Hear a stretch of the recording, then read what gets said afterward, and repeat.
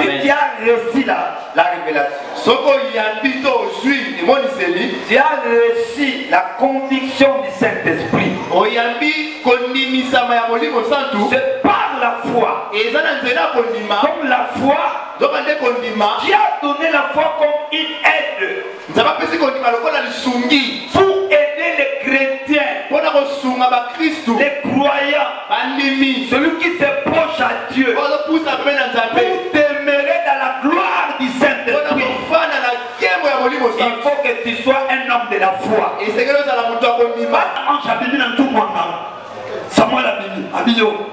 Ozolukanga mais na saki no yokela ngate na ba no beta na mutozo salela na komande na nuye na beta ye na beti ye na siri sisi na beti yo akamati chiko anato abano beta na kata nzuma nganga Samuel oloba abibi na kata nzuma nganga tana sa mutu ata ba ke kuluko panga ko banga te ya yonza ba di magata ba nzumu ya le pouvoir de commander dans ce monde. Je vais utiliser même ce diable-là. Gagner la biquette, la mamoussala. On doit quitter.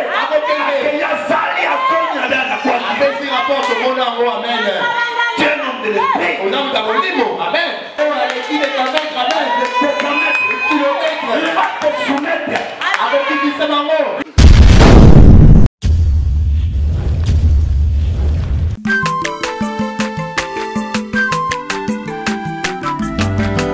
Mwana moto te po akosangai abongwani pete po awangata Nzambe ya le Nazarien, le Nazarien, le Nazarien, le Nazarien.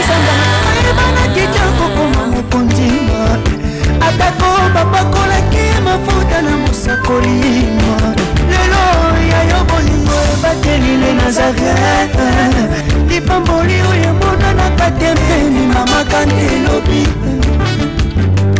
koleke mapapu masope mafuta tokokesitana longo na Nzambe oyo babenga na makomi Jésus.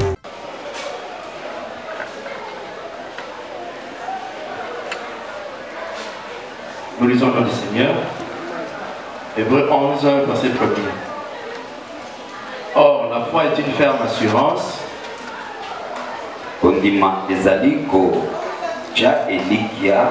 Des choses qu'on espère. Une démonstration de celles qu'on ne voit pas. Pour l'avoir possédé, les anciens ont obtenu un témoignage favorable. C'est par la foi que nous reconnaissons que le monde a été formé.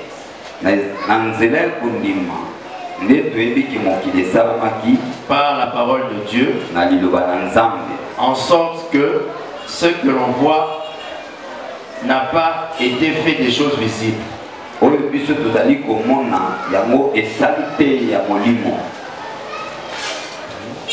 C'est par la foi. Abel offrit à Dieu un sacrifice.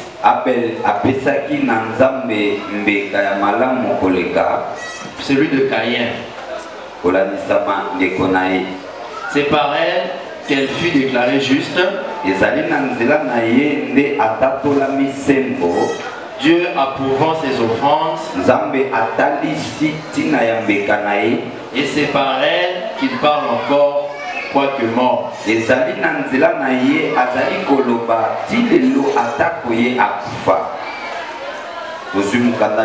chapitre 4,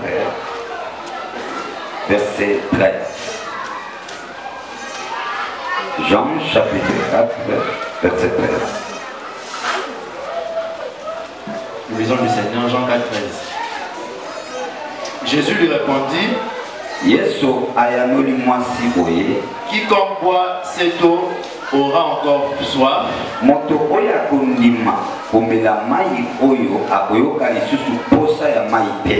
Mais celui qui boira de l'eau que je lui donnerai Mais moto oyo akomela mai oyo ngana kopesa ye n'aura jamais soif. Ya koyoka lisu posate. Et l'eau que je lui donnerai mai oyo ngana kopesa ye deviendra en lui une source de vie. Yango ekokoma na kati na ye litima ya mai ya bomoi. Qui jaillira jusque dans la vie éternelle. Yango ebanda ko sopana ti mokolo ya suka ya nkolo. Amen. 15. La femme lui dit, moi c'est alobinae, Seigneur, donne-moi cette eau afin que je n'ai plus soif et que je vienne plus puiser ici. Va, lui dit Jésus, appelle ton mari et viens ici. Acclamez la parole du Seigneur. Nous rendons grâce.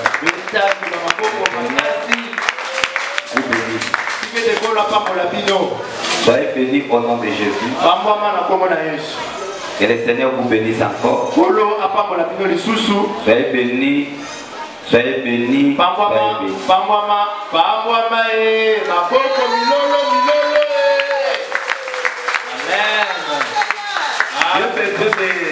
Sens-tu quelqu'un dans cette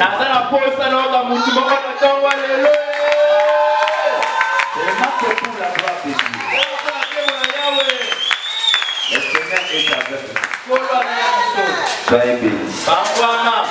Soyez bénis encore. L'enfant de la bénédiction, soyez bénis. La famille de la bénédiction, soyez bénis. Et le Seigneur t'accomble avec la grâce. Merci. Et le Seigneur bénit sa parole. Notre message d'aujourd'hui, c'est basé sur la foi. C'est basé sur la foi. La foi. La foi, c'est une bonne chose chez les chrétiens. Un chrétien, c'est quelqu'un de la foi. Tu ne peux pas parler. Tu connais Dieu sans passer par la foi. Si tu parles sur le Saint-Esprit, le seul moyen, c'est la foi. Si tu parles sur la révélation, tu parles sur la foi. Tu ne peux pas parler sur la révélation si tu ne parles pas sur la foi. Comment tu as reçu la révélation si ce n'est pas par la foi? Si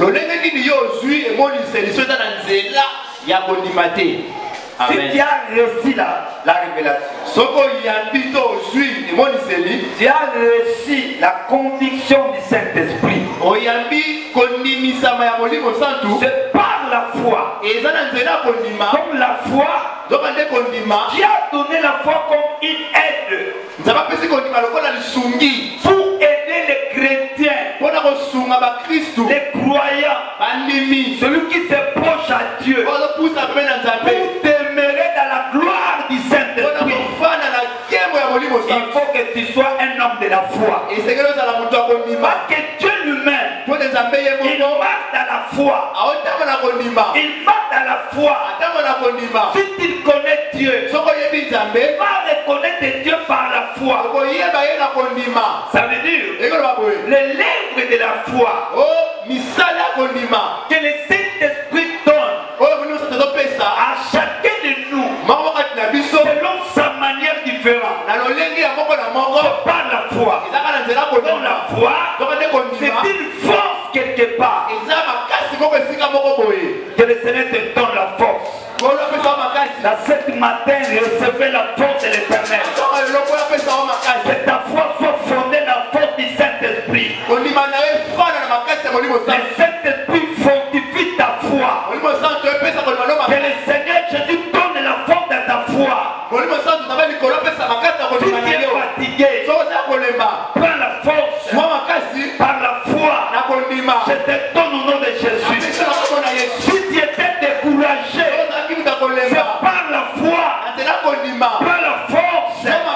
rempli par la force du Saint-Esprit, que le Saint-Esprit montre de grandes choses.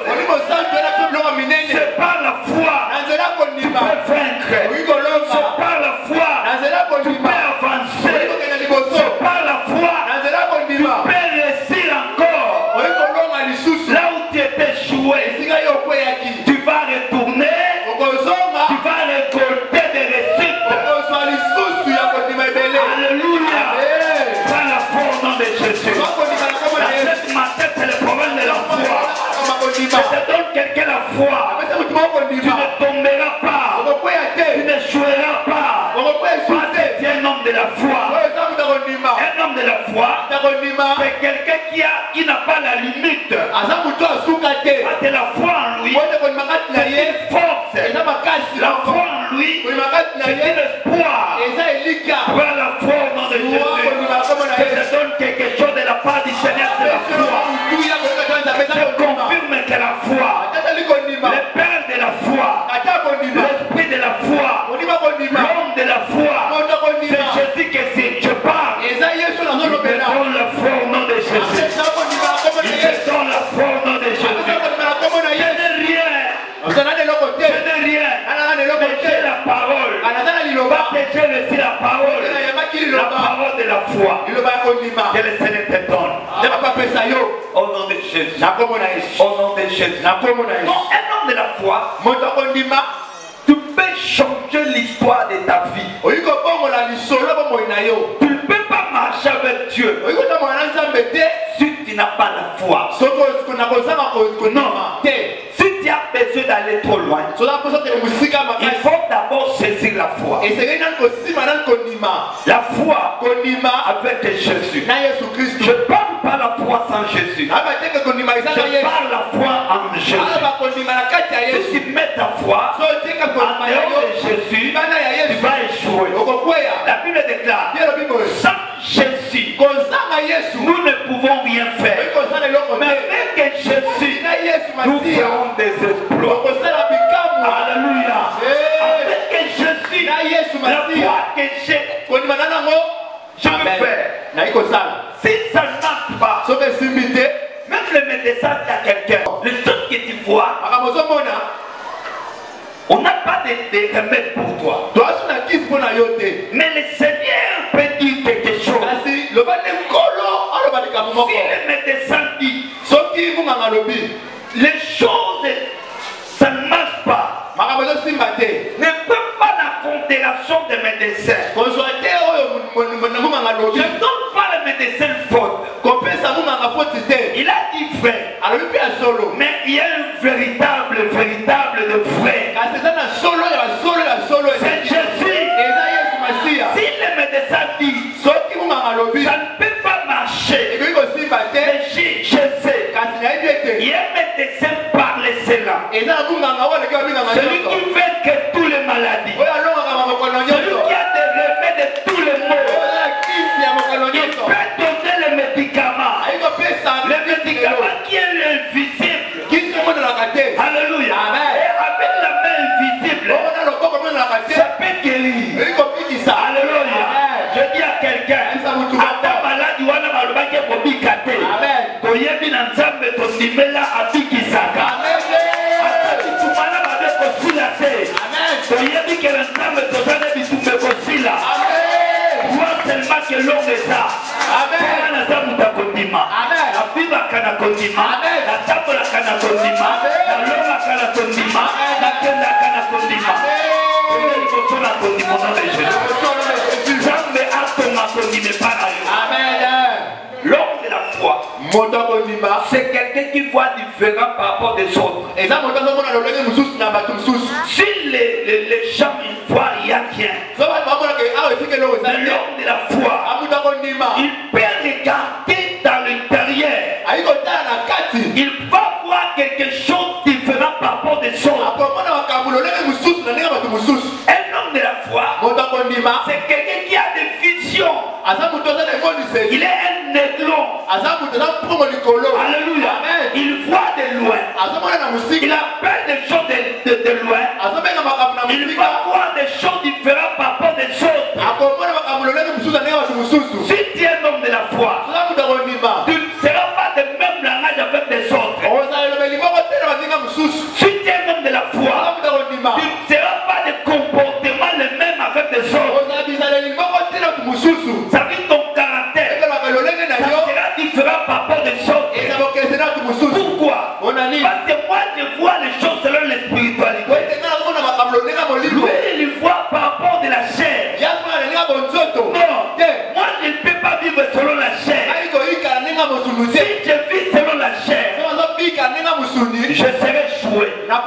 Alléluia. Amen. La chair a une limite. Mais l'esprit n'a pas de limite. Je dis à quelqu'un, ton problème que tu as, ça a une limite. Ton capacité a une limite. Ta force a une limite. Tu as raison. Tu as raison. Parce que tu as dit, j'ai travaillé, mais je n'ai pas réussi. Mais en Jésus, c'est comme un pierre. Il a dit ça. Il a dit, j'ai péché toute la nuit. J'ai dégagé toute mon énergie. Mais le problème est que je n'ai plus ni poisson. Mais à ta parole, Seigneur, sur ta parole, j'ai jeté le filet. Sur ta parole, sur ta parole, sur ta parole, dans la parole de Jésus, il y a des choses. Il y a des choses.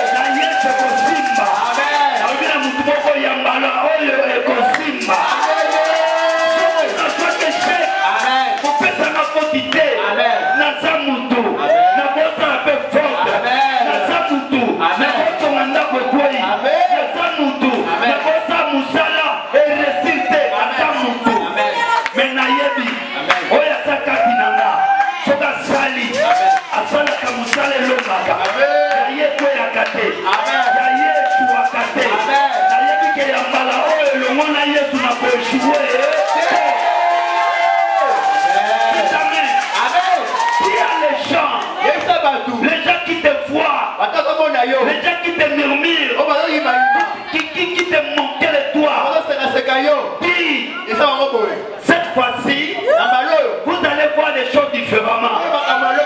Cette fois-ci, comme je suis avec Jésus, je suis monté dans ma barque. Je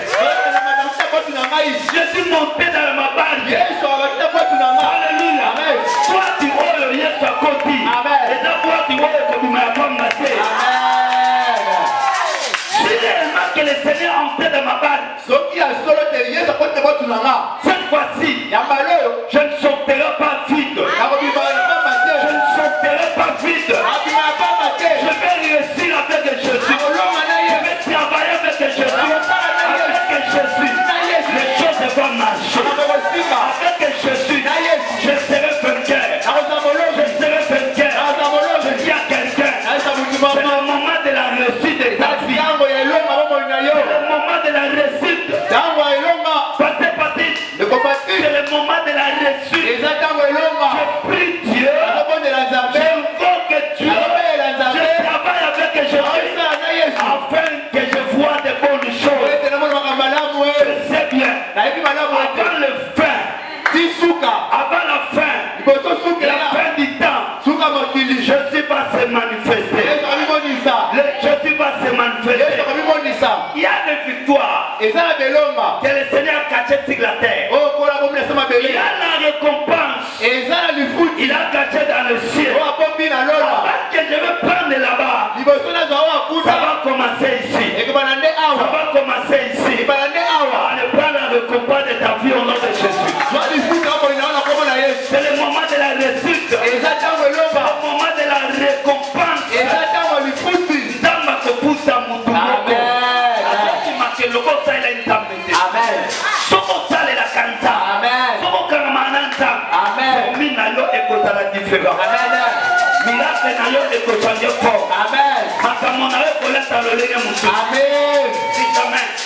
L'homme de la foi, c'est quelqu'un qui voit différemment par rapport des autres.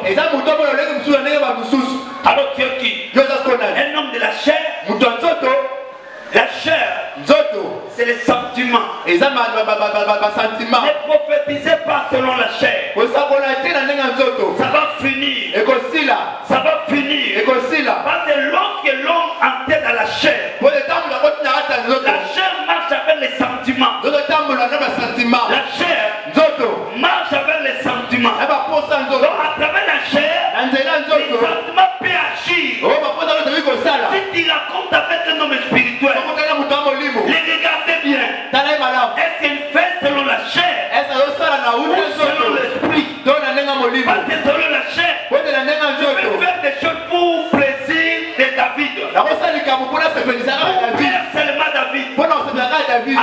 Amen. Mais selon l'esprit, tu as vu que ce n'est pas comme ça. Dites amen. Amen. Dites amen. Amen. Ne fais pas, papa, moi je fais mon travail. Amen. Ce que tu vois, c'est l'onction. C'est le nom de l'onction. Il n'a pas besoin de l'homme. Amen. Parce que biloko akate bima ici Tout à fait, tout à fait. Amen. Amen. Biso toza basango l'esthétique. Amen. Naza kosakola molimo ya zamba. Amen. Zamba kuna ngana elanga muswa. Azate. Zamba kuna ngana elanga maya komela. Azate. Soki esenga mbela maya mula na komela maya mula. Amen. Parce que l'état prière. Amen. Parce que c'est un homme de la foi. Amen. Tu marches avec un homme de la foi. Allez, comme un homme de la foi. Transporte-toi. Alléluia. Change-toi. Transformer ton modèle. Tu fais les choses spirituelles. Amen. Dites amen. Amen. Un homme de l'esprit, c'est un homme de la foi. Il ne fait pas comme des gens. Il fait comme un esprit. Il n'a pas de sentiments. Parce qu'il n'y a pas la chair dans l'esprit. Son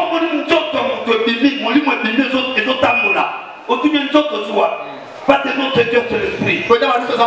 Parce que tu n'as pas la gloire. Mais Dieu c'est la chair. Mais Dieu a trouvé cette grâce.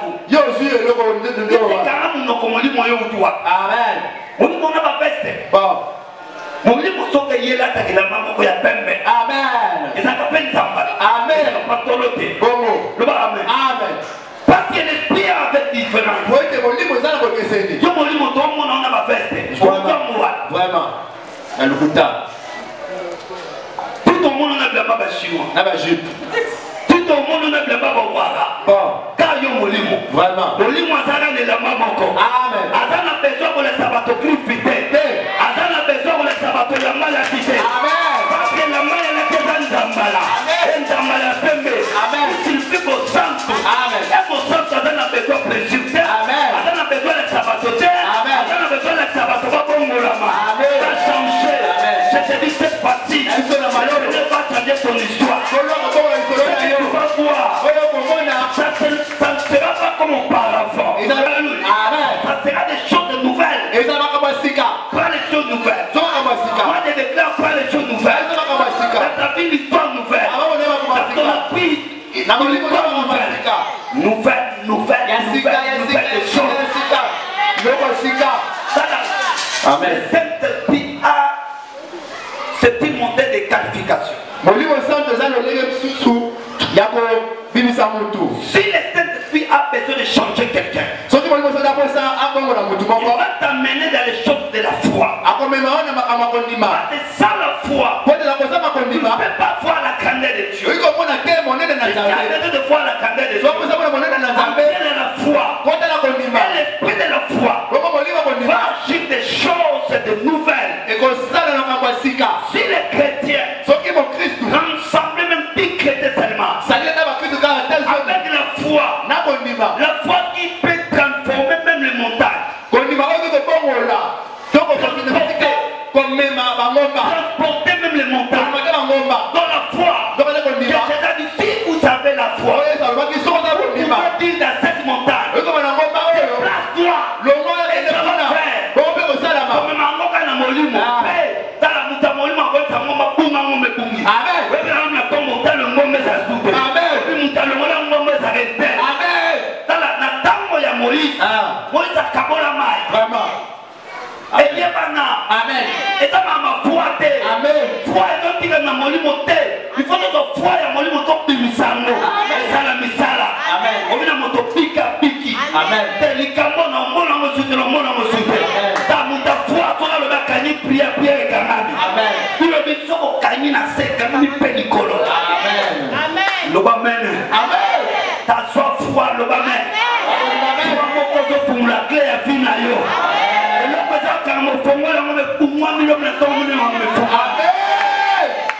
Et la dimension tu vas me marquer pas pasteur. Et là la dimension pasteur à Korea. Le corps en Nanzam. Et là la dimension Oyo Bunda Boya Bakenza Matambola Kanayo. Amen.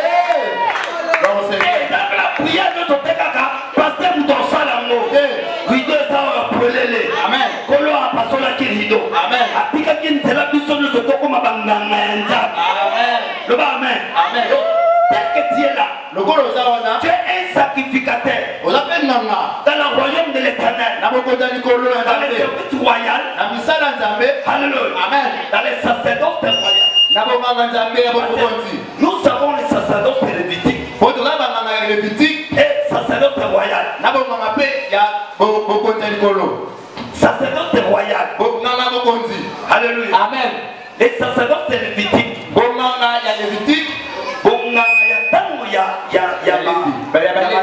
Amen. Et ça différent. Amen. Par rapport à Bonganga, il y a Bokonzi à Yesu. Amen. Parce que Yesu a le monde qui sont na Bonganga, na Bonganga wana. Amen. Oh, il y a un sacrificateur. Amen. Na nous un sacrificateur, il y a l'église. Amen. Amen. Faut qu'on a les bandes. Amen. Abanga na ne ba osala ba leti. Ba osala ba yo ikana mo front pesi ba on ba zu musala.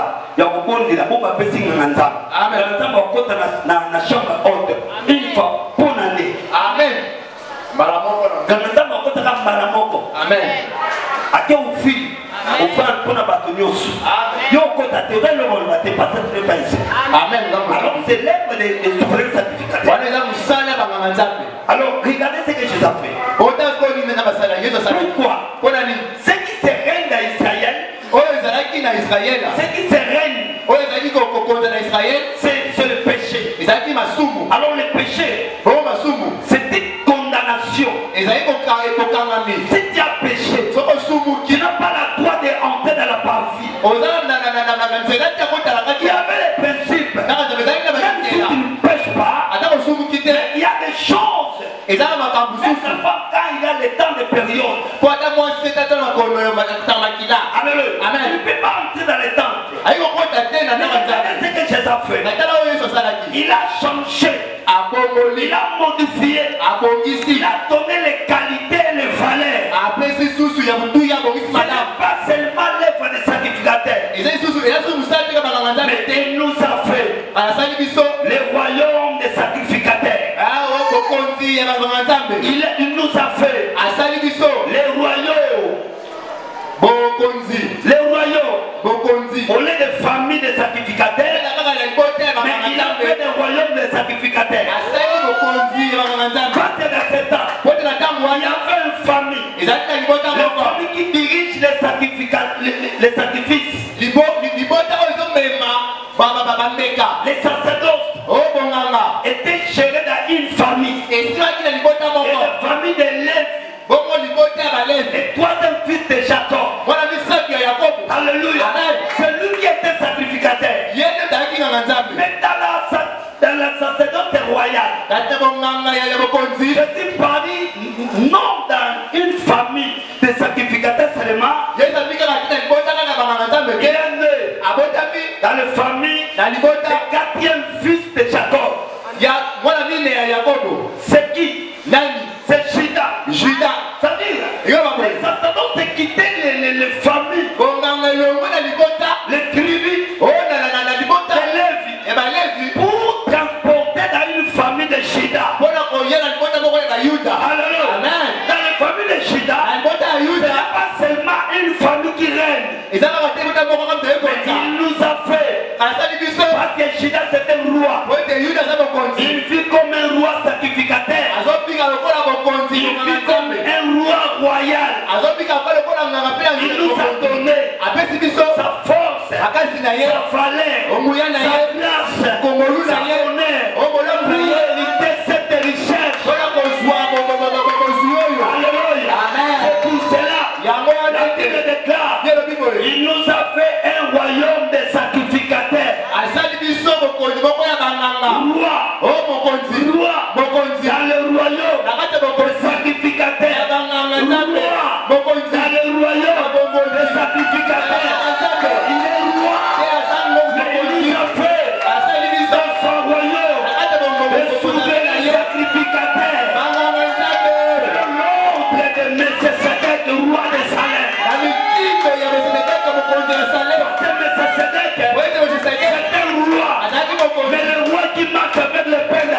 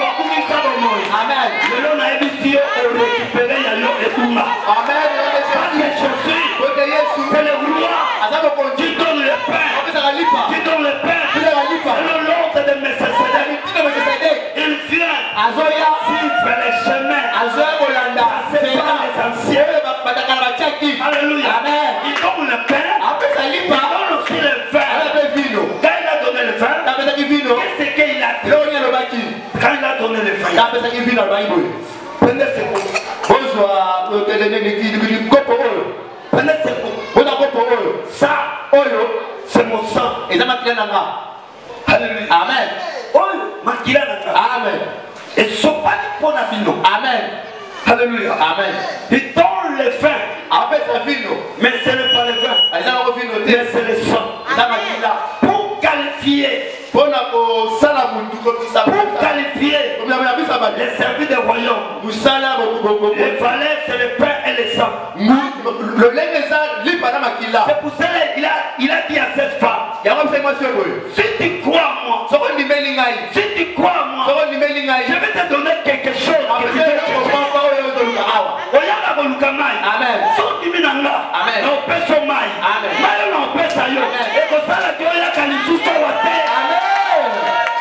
Amen.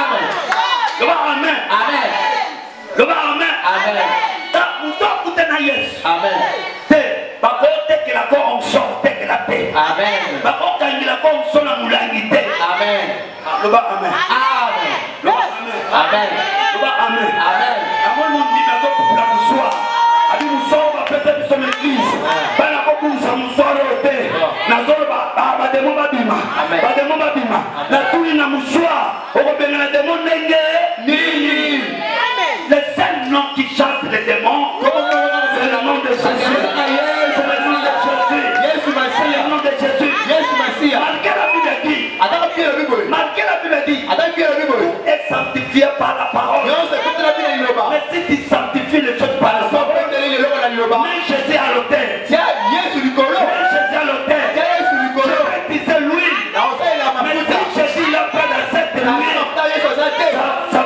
Ça ne marchera pas. Ça ne marchera pas. Elle ne peut pas guérir les gens. Comment les autres salles, tout le monde dit les autres salles, la police sur ma carte. Mais si je dis il est pas laissez. Abandonnez. Abandonnez.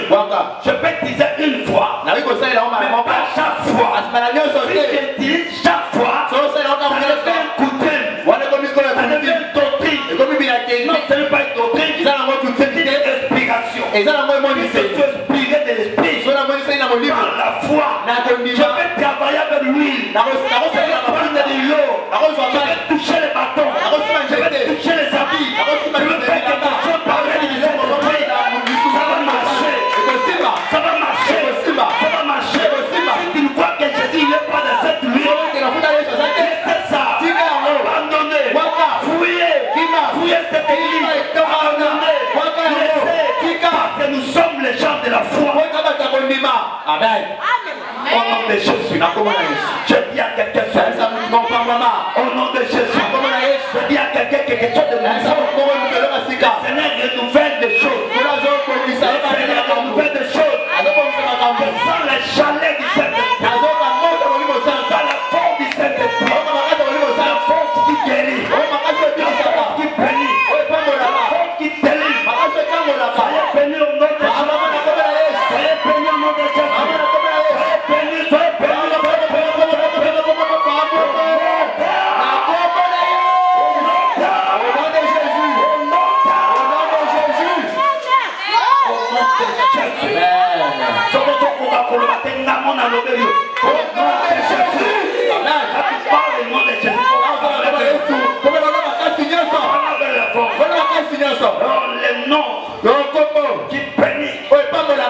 Le nom qui bénit. Le nom qui bénit. C'est le nom qui bénit. Le nom qui transporte. C'est le nom qui dit le monde est ténèbres maladie. Le monde est ténèbres commence à toucher. C'est une force. Le nom de Jésus. Le nom de Jésus. Je n'ai pas peur de votre qui que ce soit. Parce que je sais celui qui est à moi est plus fort que celui qui est à ses mots. Jésus qui est mon roi. Jésus qui est mon force. Jésus qui est mon pouvoir. Jésus qui est ma la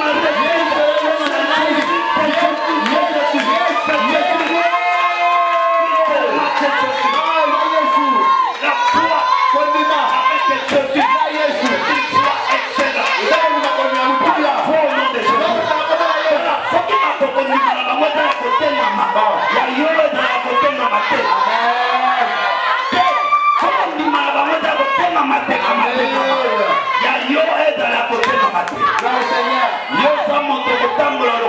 Eli. Amen. Okoloba na mai kabane kabane. Amen. Okobeta ta obeta te. Amen. Okobimata obimate. Amen.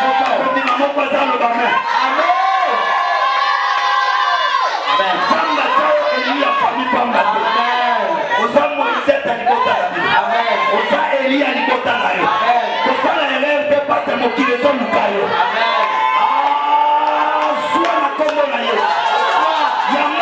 Mon nom de Jésus.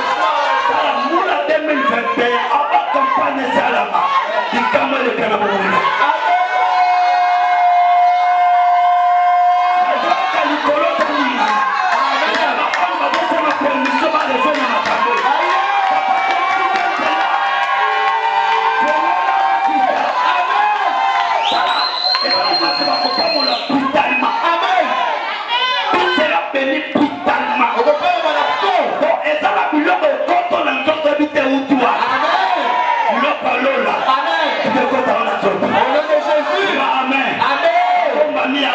Amen. Ah, misala lola. Amen. Kanga na via mutu boko nota. Jésus. Akele kwa molimba beto na nzoke di makate. Pana na zobe bima. Eka msobe longwa. Amen. Eka masangi koma mokondi bako tangi loko musute. Amen. Epima, epima, epima, epima, epima, epima, epima, epima, epima, epima, Amen. Nous parlons de Jésus. Jésus qui est capable. Capable de vaincre le péché. Il est capable de vaincre la mort. Parce qu'il a réussi le péché. Il a vaincu la mort. Jésus. Alléluia. Alléluia. Amen.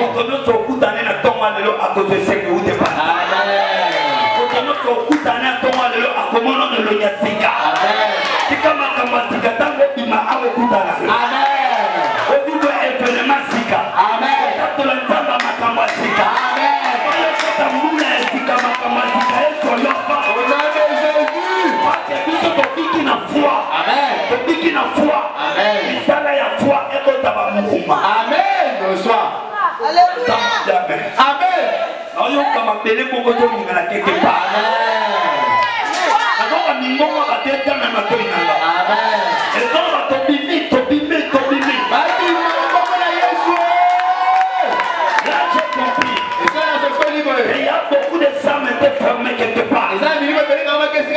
Pendant la parole,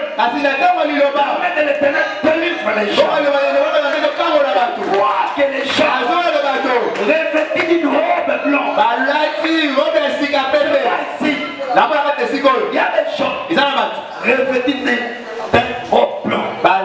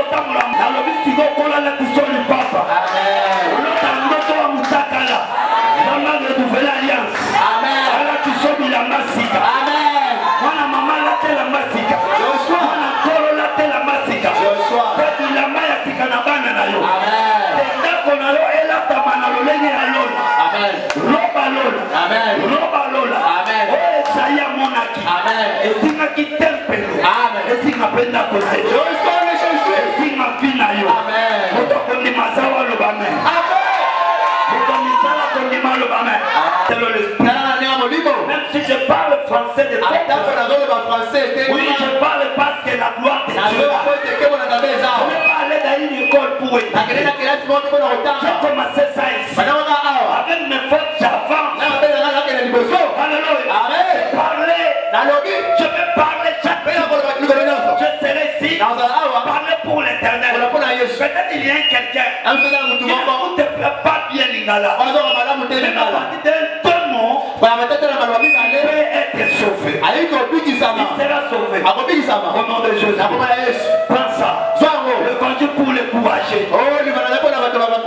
Alléluia. Amen. Sans l'évangile. évangile. Amen. Zala moto ya ntuntu. Amen. Zala moto ya ntuntu. Amen. Na bato balinga balaka mwana na ntuntu. Amen. Évangile eza bata ntuntu. Amen. Soba bata malili évangile kolia yo. Amen. Na la tête aussi matin loba kaka. Amen. Loba to yebi teni ne bata loba kaka. Amen. Ta loba kola kosunga yo. Amen. Soki Pierre atika na mboka péché te. Moyen ba ke péché le simba te sate. Amen. Il faut Pierre akita no mama. Amen. Abana ko péché na. A péché ke simba te. Mais ko tika na ndako te kenaka bisike simba. Amen. Kolobo ko se ko san ko simba. Amen. Loba amen. Amen. Kutali bongo kunzamba loba amen. Amen. Kutali maakata nzamba loba amen. Amen. Pierre moko na ko lobela awa. Amen. Ato yaka lo sambo. Ato bonela kana prière na yo. Ato yebisaka nzambe makambo. Omonaka makambo etambolaka te. Continue de prier. Toba kobongela ye. Oyebite. Amen. Oyatango. Nini. Mokolo. Nini. Ngonga. Nini. Ayaka na ngonga ya lingi. Amen.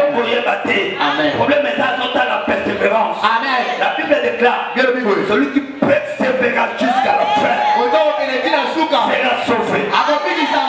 La persévérance est une arme de la foi. Alléluia. Amen. Quelqu'un qui est de la foi, il faut qu'il soit quelqu'un de la persévérance. Persévérer dans ton problème. Persévérer. Persévérer. Je dis à quelqu'un, soyez un homme persévérant. Pas la persévérance. La persévérance. Père.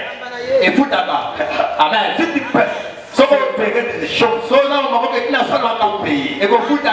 Amen. mbamba na futu. Amen. Futu na yo futa. Amen. Salam mbamba. Amen.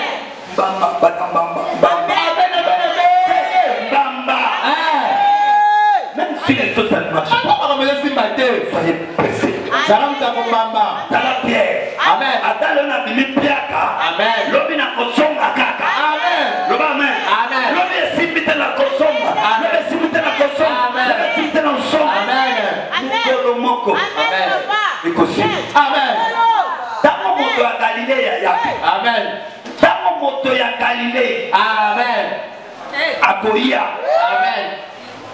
Piaka no kobo. Amen. Maladi no kobo. Amen. Témoignage no kobo. Amen. Citation no kobo. Amen. Tika bato baseka yo na Piaka. Amen.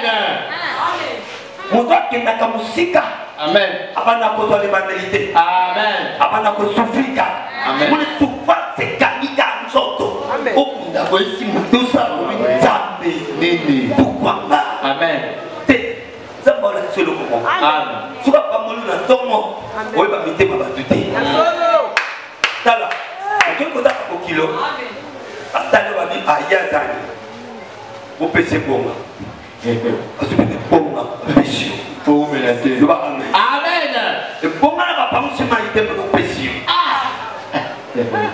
Vous avez balokola kite eza te yo kuta okipaka na yo te bopesa boki obuki ye te yo tokanisa bazozolo yoko balonga ebonga. Amen. bapesi yo ntango ozwi ebonga yo moko olobi ke na bandeko Amen. comprendre que bayambi yo te obima okei. Amen. eza bahistoire etikali na Amen.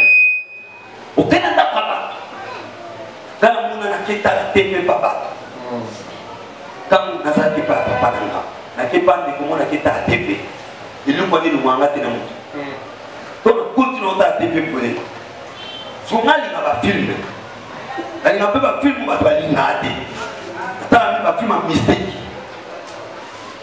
po moto ya mystique fo tala baévénement mystique. Amen.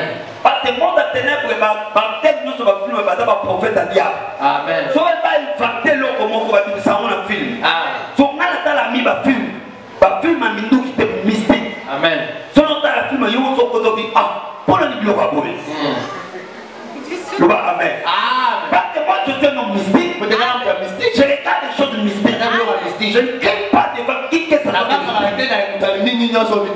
Et moi je pense que c'est fini pour et comme la sacrifice n'a pas ordre. Amen. La coïtisation. Amen. Amen. Amen. On va pas avec n'a pas de pouvoir quand on a 7 000 colons. Na 5 ou les ala milieu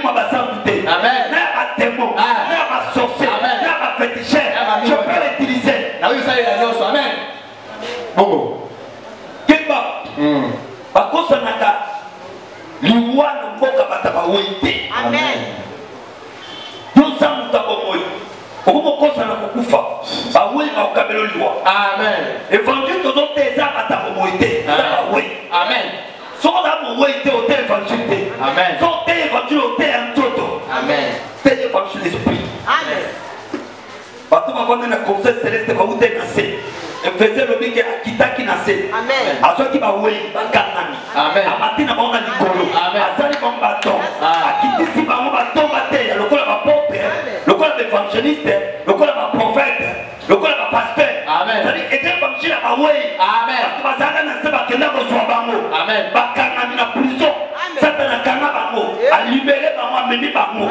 Ayoki ti ba mo makam na conseil céleste. Soki oyoke makam na conseil céleste o te ani. Amen. L'homme de l'esprit vivre selon l'esprit. Le bas, amen. Amen. Je vais commander, je dirige le mec. Mokolo Saoul atenga makina nzambe. Ayebaki ke mokolo na ke koyeba ke tina ndako nganga. Nzambe alokata na nzungu nganga. Amen. Nzungu nganga nzambe tisango. Amen. Yamoni Samuel akende kopimela. Saoul na ndako ya Anator. Amen. Moto alikoka bawe. Amen. Mokolo na ange abimi na nzungu nganga. Samuel abimi abiyo. Ozolukanga mena saki no yokila ngate. Na ba no beta na mutozo salela. Na komande na luye. Na beta ye. Na beti ye na sili sisi na beti yo. Akamati chiko Anator. Aba no beta na kata nzungu nganga. Samuel aoluba. Abimi na kata nzungu nganga. Tana wali sa mutumu ataba ke kuluko pananga ko banga te. Ya yonza ba di magatala ba nzungu ya. Ya le pouvoir de commander dans ce monde. Je vais utiliser même ce diable-là. Daniel a dit qu'elle s'est la moussala. On doit quitter. Il y a Sali à son yada na quoi. Dieu nom de l'esprit. Amen. Par la courage. Par la force. Par la foi. On dit bon il va que l'on va le que la yo. Voilà. Attends la nzuma koko ko isate. Na kuti na bino loko ko le na yo isate. Te na nzuma bando ya kaze na bino isate. Na ni bota tena bota ma. Le loko ko le na yo isate. Zambe na biso ba bena que le Dieu de tout puissant. Il est le tout puissant.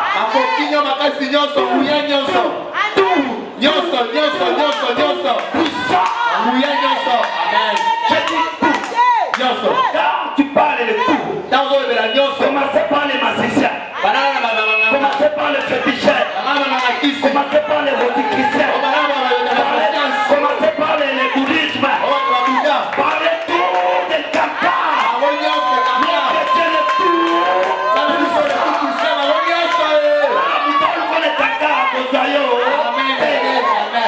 Parce à toi, il y a le pouvoir de tout. Amen. Mikolo na kangi ba demo makasi. Mikaela to kwa kila ngaba pou na bi gamni leto. Na tout de moi yo problème ça. Te na sa innocent makamna yo. Na bi yo sa innocent. Yo démon sa innocent. So ko ya ndenge. O mettre limisanga. Bongo, le bas amen. Amen. Quand Jésus, les démons racontaient avec Jésus, commençaient à appeler Jésus maître. Alors, il y a des maîtres. Les décamètres. Il va te soumettre. Il raconte avec l'esprit. Lui-même commence à parler. Laissez-nous. Pas de problème avec toi. Laissez-nous libres. Arrête-toi quand même. Il y a dans ma case dans ton bocal. Amen. Naolia bakiti na ba mesa. Atanya ukondoko. Namona yo. Nachayo na mwamba. La minito na kata bena katikata saki ya fufu. Oui. Allô, est-ce que tu bonjour. Boni. Et l'autre côté, et puis qu'il y a mon bureau à travailler tes micros. Donc dès que tu as un galère à niveau 0. Tout ça là, boy. Moi, il y a un bon vraiment mingité. Mais nazo chez la bino moi mokio naza nango na agence moko boye Nazareta. Sarita qui dit sérieux. Oh. Maman, comment est bon donc yo pesa au fouti mbongo kuna partir à poto biso to ya to jibilo. Na bengi ya Scotty. Agence moi ifongami comme nango Nazareta. Na kufie. Agence lisusu. Ndeke sansu mulongo kuna. Pour cela susu. Kuna iza mamba mulongo te. Yesi afuti mbongo kuna partir à poto biso tozoke ko récupérer biloko oli. Atika boyeko. Yiso mona makama bongo na monte. Bat papa simbo kuna biloko ko récupérer biloko oli na agence. Ezalaka. Mais yango ibandi. Maman. Leki nanga yebisi ngai mena ndimite. Na lingi na mona kimona mbeso. Poli kamba boye. Na monte na ne salamate. Mama yebisa ngai. Ba pesi mbongo kuna biso to récupérer biloko ko oli awa. Ya solo boutique Nazareta. Ezali boutique ou ezali à distribution de produits alimentaires. Ah! Nakali poto sunga bandeko oyo même ba oyo bazana na peu de ressources comme les boyete bandeko on bazana niveau à Kinshasa même avec un petit rien. Donc à partir à $10, $15. Donc si on a un bon côté, nous devons na poto ko sunga yo a ozika biloko ko lia.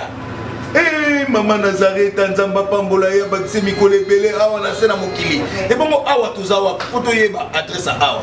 La boutique Nazareta est ici à Kubungate, toza sur avenue Monkoto numéro 1, direction Elengesa.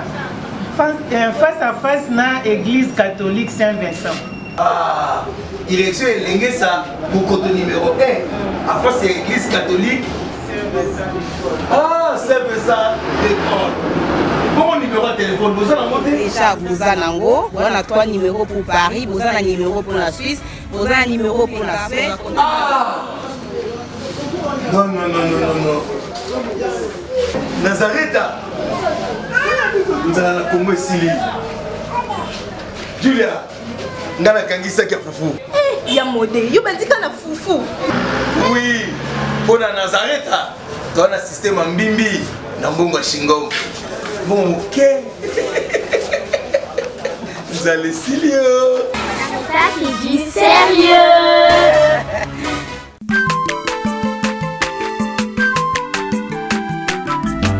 Aza mwana moto te po akosa ngai abongwani pete po awangana Nzambe ya le Nazarien, le Nazarien, le Nazarien, le Nazarien. Ebana kitoko koma mokondima atako bapakolaki mafuta na mosakolima lelo yayo bolingo ebateli le Nazareta lipamboli oyo emonanaka te mpeni mama kandi elobi koleke mapapu masopi mafuta tokokisikana elongo na Nzambe oyo babenga na makomi